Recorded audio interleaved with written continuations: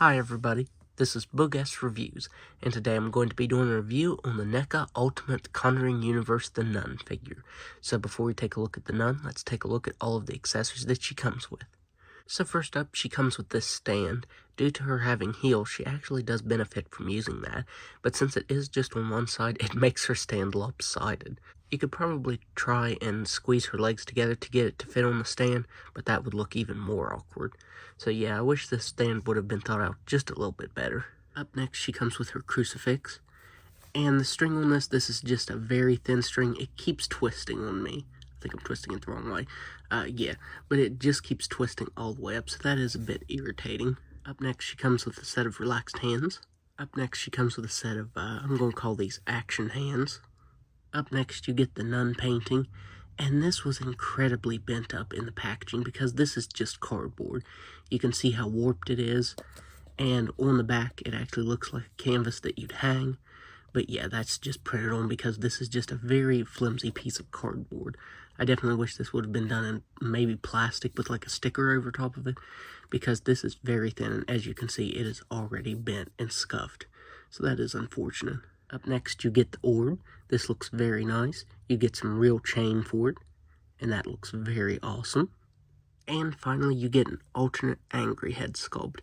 And I really want to like this, but the features on this are so pixelated it's not funny. You do get a little bit of the black shading around the mouth there, but it's almost non-existent around the eyes. It's more of like a grayish color, and her eyes are painted on very, very faint, especially when compared to this head sculpt. You can see the difference in color. The black around the eyes is almost non-existent on this Screaming head sculpt, and I feel like the eyes just look a lot better on this standard head sculpt. So yeah, it's unfortunate that this wasn't painted better because I think it looks really good. I think the sculpt looks great, but the paint really brings it down.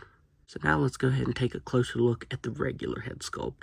So taking a look at this regular head sculpt, I think it's a fantastic likeness of Bonnie Aarons. I think it looks just like her. I think the black shading there around the eyes looks really good. I think the eyes came out really clean.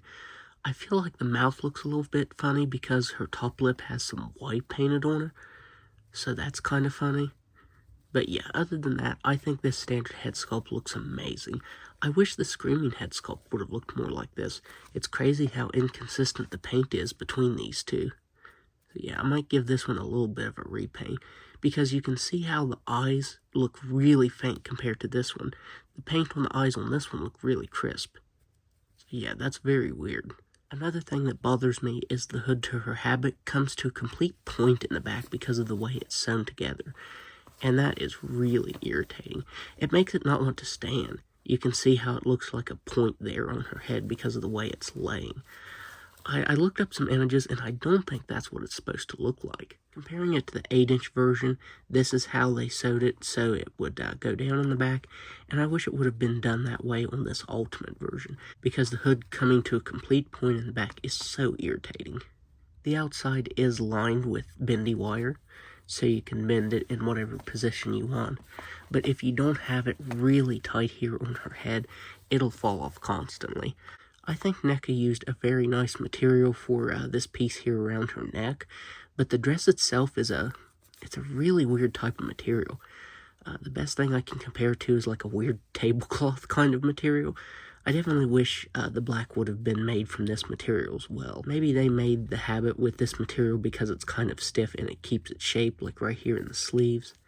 But yeah, it's a very odd feeling material. Her belt has some very nice sculpt work to it. I like how you can see the stitches on the outside, on the top and bottom there, and it has a nice black wash over top of it. That looks really good. It just pegs here in the back, which if you move the waist around, or the joint right here very much, it will pop off. So that can be a bit frustrating at times. I want to say underneath the dress here, Neca reused the corrected version of the movie April O'Neil from the Turtle Line's legs.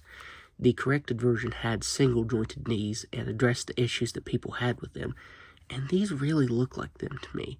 I'm not 100% sure, I could be wrong, but I'm pretty sure they just reused those legs. I mean, the dress is going to be covering that, so I think that would be a smart move if that was reused from them. So now let's go ahead and go over her articulation. So let's go ahead and take this off. Now this head is extremely loose. You can see how easy it turns. The Screaming head sculpt is a tighter fit. So she can look up just a little bit. She can't really look down at all. Her head moves side to side very freely with this head sculpt. She has shoulders that can move just about all the way out. I think she has double jointed elbows. They can bend in that far. You do get a swivel down here in the forearm. She has swivel thrusts that can move up and down and side to side. She has a ball jointed diaphragm, I believe. The joint right here, whatever type of joint it is very stiff, but it can move side to side as well. She has ball jointed hips that can only move out that far. She can kick forward that far. She can actually kick out like that. She can kick back very slightly. She has a very slight thigh swivel that barely moves. These knees feel like they're going to snap. I even heated them up and they still don't want to move. So these feel very, very fragile. And she had ankles that can move down all the way, up all the way, and an ankle rocker. So now let's do some size comparisons. So first up, here she is next to the 8-inch clothed version of herself. Here she is next to Annabelle in her display case. And finally, there she is next to the Crooked Man. So overall, now that I have this in hand, I can say I'm kind of disappointed in it. Even though the 8-inch version one's articulation is very limited, I think I like it better. The hood to the habit stays on the head really nicely, and I just think it's painted a lot better. I also like the material they used on it better than this one. Like I said, maybe they used that specific material because of the way it kind of keeps its shape. But yeah, I'm just not a fan of it. I also think that the Screaming head could have been painted a lot better, especially with this regular head sculpt. I think the regular head sculpt is painted very nicely, but the Screaming head sculpt does not get that kind of paint detail. So, that's my review. If you like this review, be sure to hit the like button and subscribe to my channel. Thanks for watching.